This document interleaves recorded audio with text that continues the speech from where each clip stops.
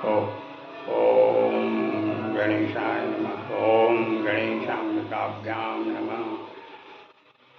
ओम रूप परम ब्रह्म स्वरूप आदिगुरु अवधूत दत्तात्रेयाय नमः।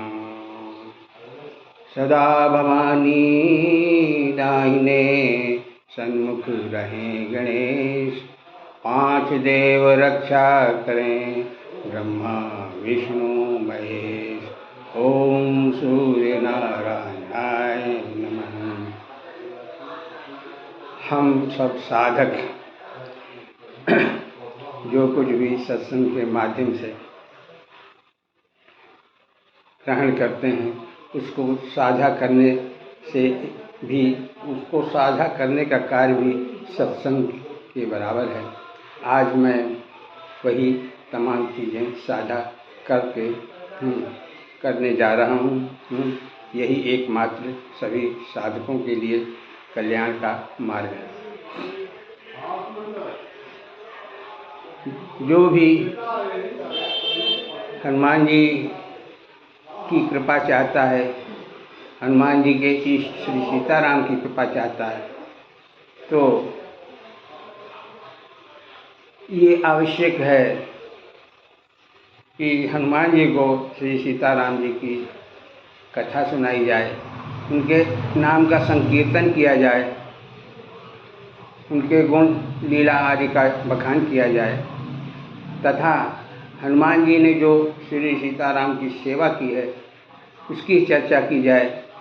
जैसे कि हनुमान चालीसा में अधिकांश भाग हनुमान जी के गुणों के साथ उनकी सेवा जो राम के लिए किया, उन्होंने सीताराम के लिए किया, उसकी ही चर्चा है। तो इस क्रम में इस उद्देश्य से हम जो है ये कार्य प्रारंभ कर रहे हैं।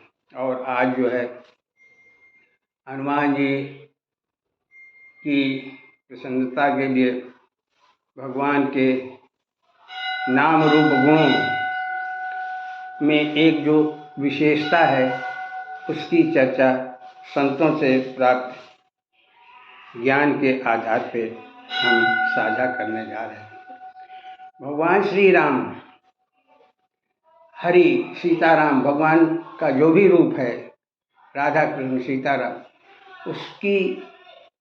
उनके तमाम गुणों में जो महत्वपूर्ण गुण संतों ने बताया वो है उनके नाम में, उनके नाम जप में, उनके लीला वर्णन करने में, सुनने में, लीला सुनने में, उनके रूप का वर्णन करने में, रूप का वर्णन चिंतन करने में नित्य नूतनता और नित्य नूतन मादकता है।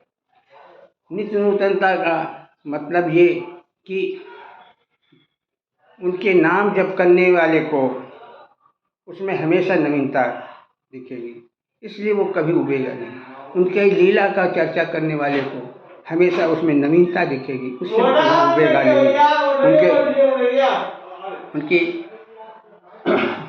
उनका जो है कीर्तन करने वाले को उसमें नवीनता हमेशा दिखेगी और वो उससे कभी नहीं उबेगा। बस यही एक ऐसा गुण है जिसकी झलक पाने के लिए हम सब कोशिश कर रहे हैं, हम सब साधक कोशिश कर रहे हैं। और संतों के अनुसार ये बात सत्य है। अन्यथा हनुमान जी क्यों जो है लगातार श्री राम का नाम का जप करते हैं, श्री राम का कीर्तन करते हैं, और जहाँ भी श्री राम की कथा होती है, श्री राम का संकीर्तन होता है, वहाँ जा कर के सुनते हैं, इसलिए कि उनको वो उससे उबते नहीं, उसमें उनको हमेशा नवीनता दिखती है। यही हाल मीरा का भी था, यही हाल गोस्वामी तुलसीदास का था। उसमें वो नित्य नूतनता देखे और हमें उसी के प्रभाव, उसी के जादू से उन्होंने इतना महान काव्य इस संसार के कल्याण के लिए रचा, रामचरितमानस। इसके अलावा भी तमाम ग्रंथ हैं जो कि अद्भुत हैं इस उनके कार्यों में। तो ये तो उनका गुण है। अब उस गुण की झलक पाने की कोशिश में हम आज जो है भगवान अवतार क्यों लेते हैं,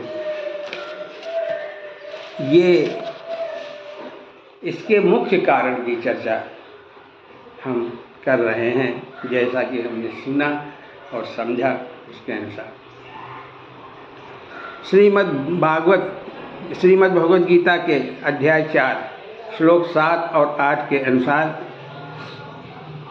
भगवान के अवतार लेने का कारण, मुख्य कारण है, यदा यदा हि धर्मस्य ग्लानिर्भवति भारत अभ्युत्थानम अधर्मस्य तदात्मानं सृजाम्यहम् परित्राणाय साधूनां विनाशाय च दुष्कृतां धर्म संस्थापनार्थाय संभवामि युगे युगे।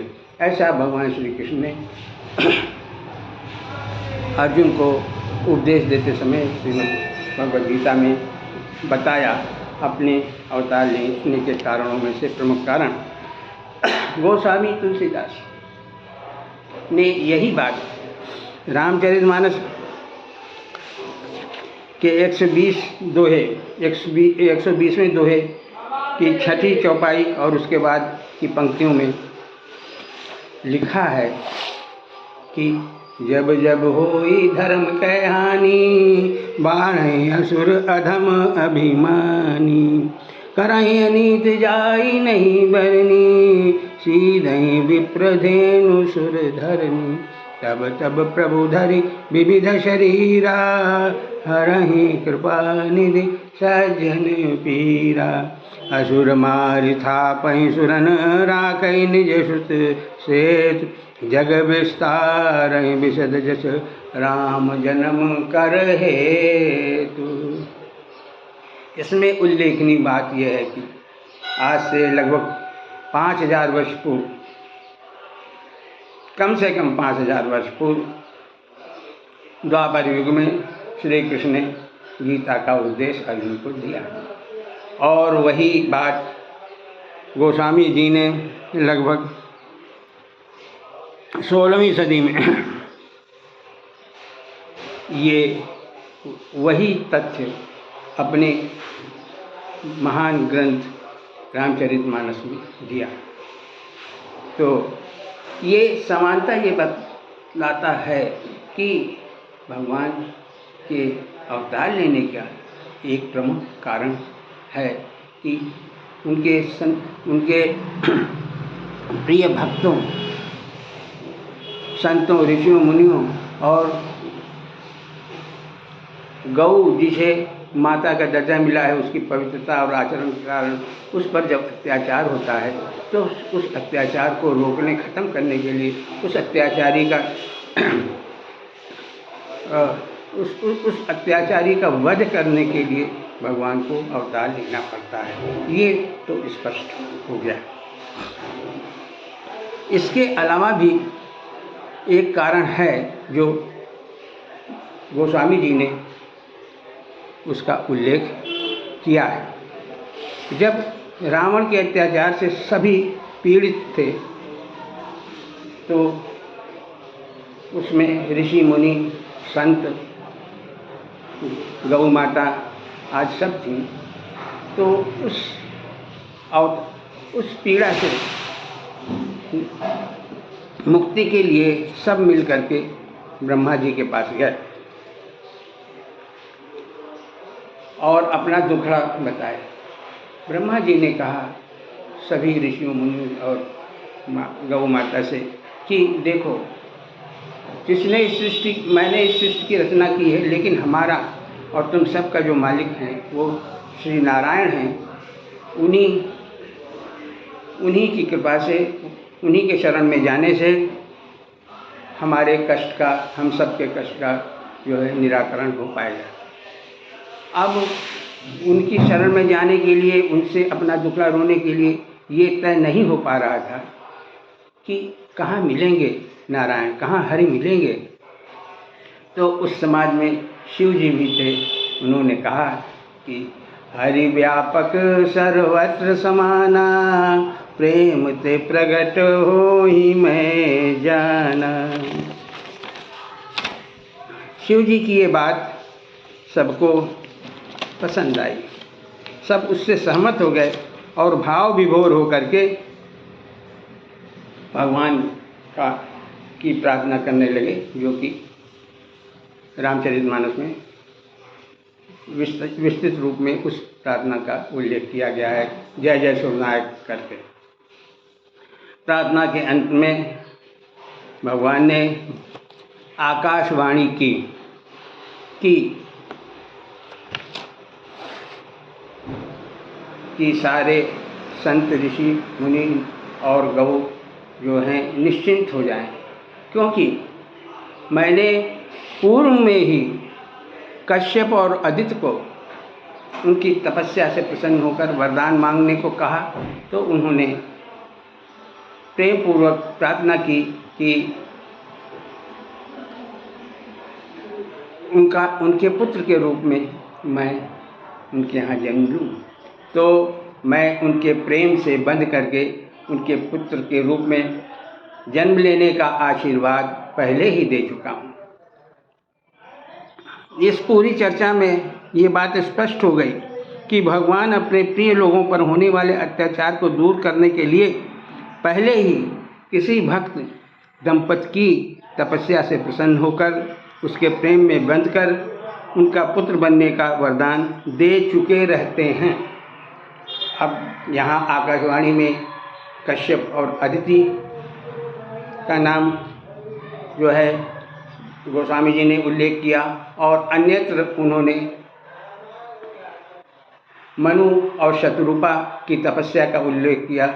उस तपस्या के फल स्वरूप भगवान जो है आकाशवाणी होती है। फिर मनु और शतरूपा कहते हैं, प्रभु वो जो आपका रूप है, जो शिव जी के मन में बसा हुआ है, उसे मुझे देखना है। और देखने के बाद मनु शतरूपा भाव विभोर हो जाते हैं और जो है एकदम जो है उन साष्टांग गिर पड़ते हैं।